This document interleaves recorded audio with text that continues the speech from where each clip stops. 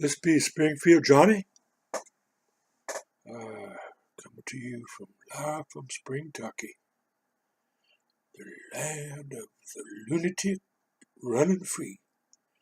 That be me. Yeah, they thought they had me. They had me up on the balcony,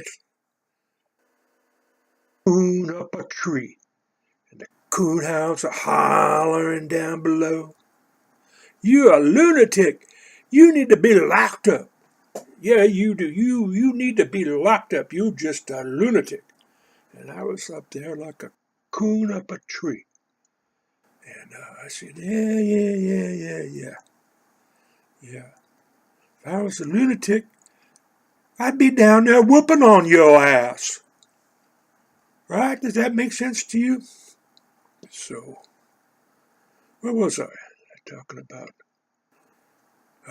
Willy turning into a black man, the father I drove north up to Oregon.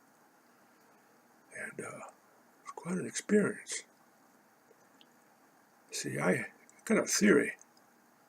See, my great-great-great-great-grandfather, his brother, James Rosamond and Sammy Rosamond in South Carolina, they owned a plantation.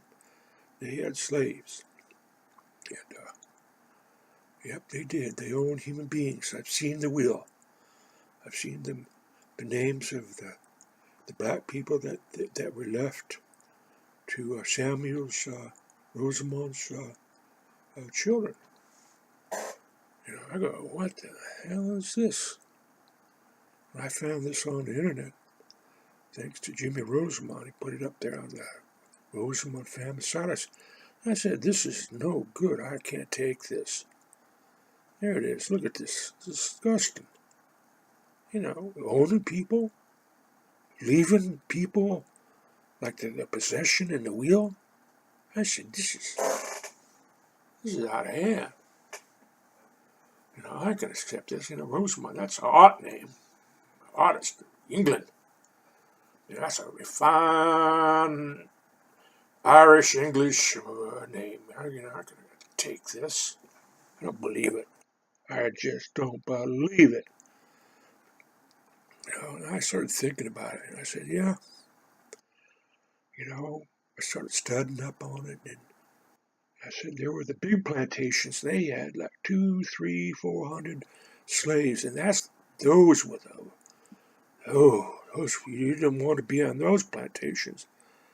They went through people like a hot knife through butter. You didn't stand a chance.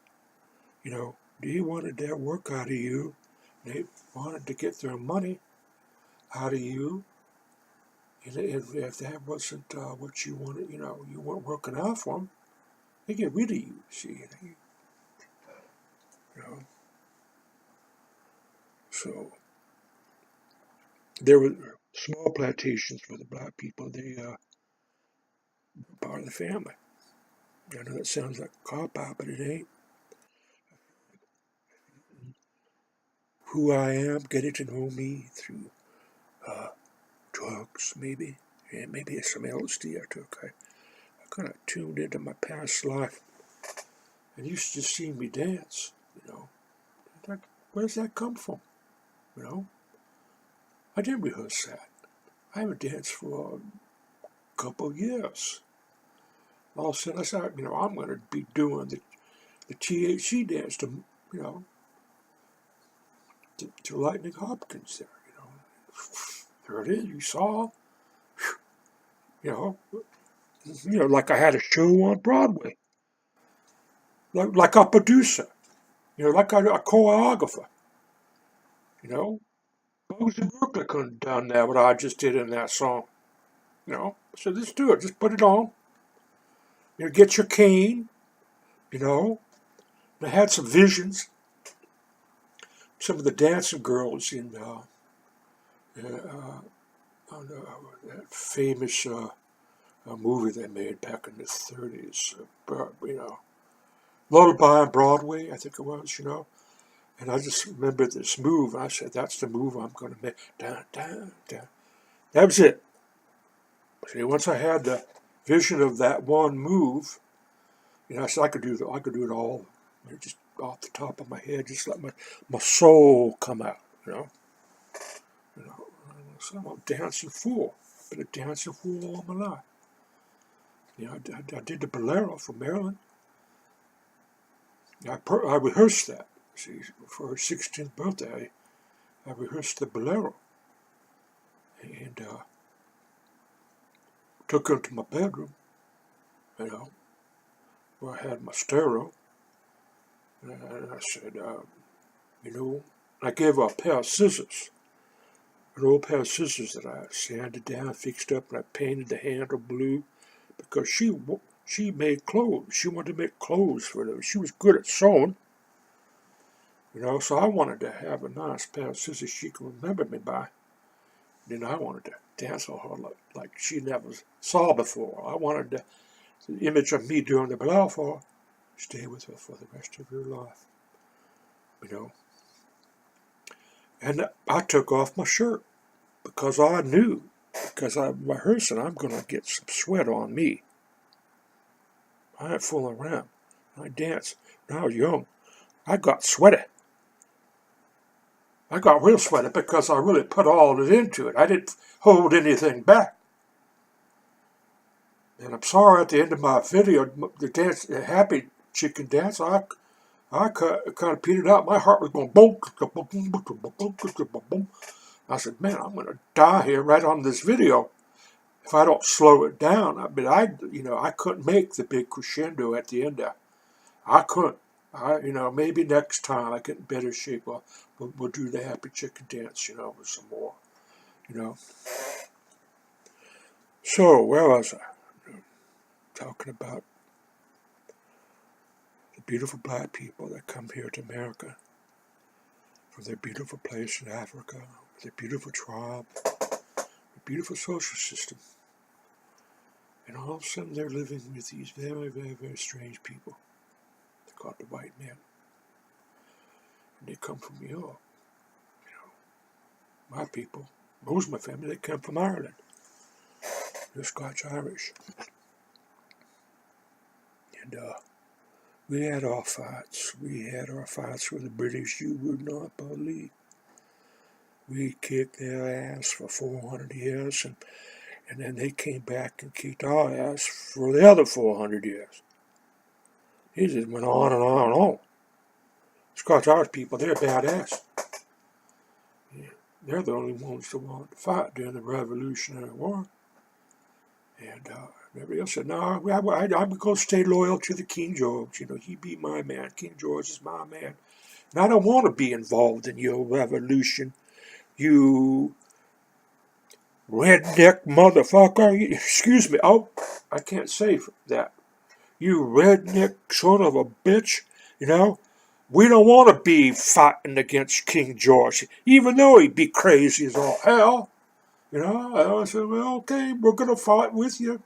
Without you, with you, without, we don't care. We're going to lick him anyway. We did, see. And so, there I am, see. On the road in my Cadillac. Get in touch with my roots. See, could feel it. I had contact with black people in Oakland when I was, came from Concord, even when I was, let's see, 76 years old. I had some black friend, a good black friend in Oakland, and a lot of Oakland blacks, they came right from the South. Their mothers and grandmothers had worked in the big White House, kitchen maids and stuff, and so they befriended. Their friends were other black children, but they got to be friendly in the small plantations with the young white boys. So that's how I got in touch with it. We really was well, maybe someone I knew from my past, that soul that come through, for an old friend. And I was trying to get back with Marilyn. She was my first flame down there in LA. And, well, her sister was Filipino, half Filipino. She married a black man. She married Les McCann's drummer. And, she used to take Marilyn around Watts and parts of LA where all the black people are, but they went out to the jazz club. They listened to jazz all the time. So Marilyn, she had the blonde hair. She looked like Marilyn Monroe. There she is running down through Watts and, Compton, with her sister off to go see her husband play with Les McCann. And so she brought out some stuff in me. That's for sure. Yeah. She had me running and hiding. I didn't know which way I was coming. She was convinced I was a racist mother. I lived on the other side of tracks, and she said, you're always going to be like the people on that side of the track. I said, well, you don't know that, lady. You don't know where I come from. I come from Oakland. We had a black nanny, and she used to take Christine home with her sometimes in the weekend to meet her three sisters who were black nannies down there in the South, because they missed us. They did, they come to Oakland, they end up in the ghetto, and there weren't much contact with the white people, especially the white children. And they did have a fondness for the white children because that connected them with a part of their world, a big part of their world, when everything changed for them. They were brought from one continent to another. And they were very dependent upon the people with white skin and red hair and freckles. They called them Peckerwoods, the Scotch Irish. They were very clannish people, very clannish. They fought their picks. They painted themselves blue. They did everything to beat the slave master in Rome. Those were they never got over that. They said, we're not going to be slaves ever again. Shame that they found themselves slave owners. I think they felt bad about that. So anyway, Marilyn, 15 years old, she said, I'm going to put this white boy to the test. I'm going to take him up to visit my friend Les McCann. I'm going to see what cloth he's cut of, I'll see if he's got a racist bone in his body, because Les is going to see it. Yeah, he is. But, that kind, you're a redneck. What kind of redneck are you? What you do with my little girl? See, that was kind of the attitude when I come in the house. Yeah?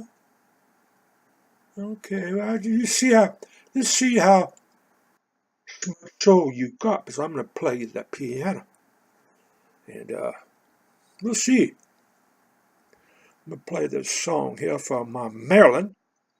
She's been my good little friend since she was 13. She come up, take some piano lessons from my wife, Charlotte. Now, Charlotte, she was a torch singer in Paris. She was as blonde and white as she could be, and I remember getting married, and we went over to her in-laws' house, and I don't know, where was the hell, Normandy or something like that, and these little kids, they had the whitest, blondest hair like you ever seen, the bluest eyes you ever saw. I completely said, this looks like a different people. They must be from another planet. And here I am out in the middle of the black man, with all these little towhead kids, running around, happy to see me, sitting on my lap, and you know, some of the northern, white people, they're not prejudiced. So, so Les plays the piano. So I was playing the piano, you know. And there's this big picture window over there, looking right at it. You can see the cities, the lights, Hollywood and LA down there. There's me sitting there.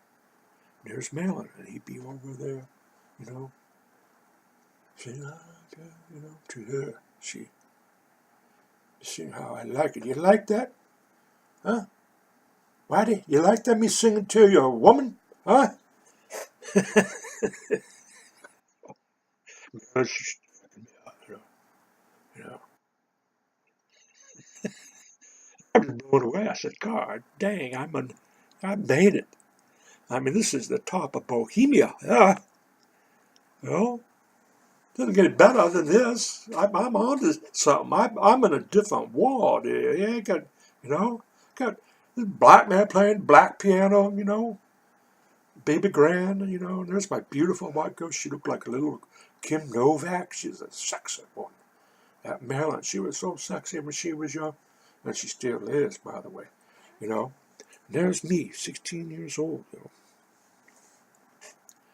and boy, I felt the pressure, Oh gosh, I hope they don't see that my father was a neo-Nazi, so was my brother.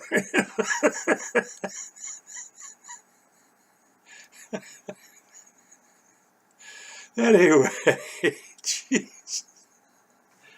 If I had the life or what, So let's see if we could play a little more We Willy here.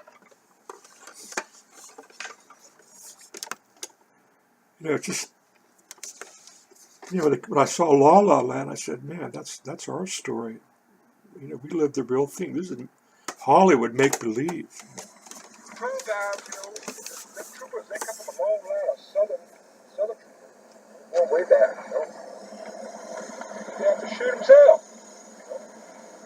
You can go and get some digger semen on you, you can wipe out the whole side of the family tree. Shit. They have to do themselves in, take out the 44 band and shoot himself in the head. So, I don't need no harness, but I think I'm going to buy some more baby clothes. My baby get bigger, and more, getting old, and now redneck country. That's the He-Man. He-Man lives out. So I'm, come out to stop, get me some clothes. I think I'm going to sit sideways. I think I'm getting a bull baby this time. Give me a wild child, because you got some wild child hanging on these pickup trucks out here, wild boys. It's like I'll sit sideways. I'm going to get my new boy some cap, lumberjack cap, and shit, Get him up. One of them lumberjack shirts, what you call them, And sit sideways and be hanging out the window, be a wild child. Give me the sun, take fishing. So I'm supposed to blue back there. Some should be jacking me off, officer. Just give me the goddamn ticket. And he could have bought it himself because, maybe, if he didn't pat my baby on the head, they do that. That maybe down why he stopped. They said down south, you rub a nigger's head, that'd be good luck. See? He takes my baby's bald off and rubs his head. Okay, I don't want to make this tape too long here. All right.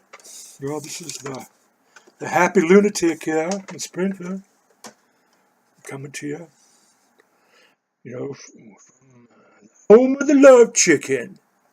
You all have a good day, yeah?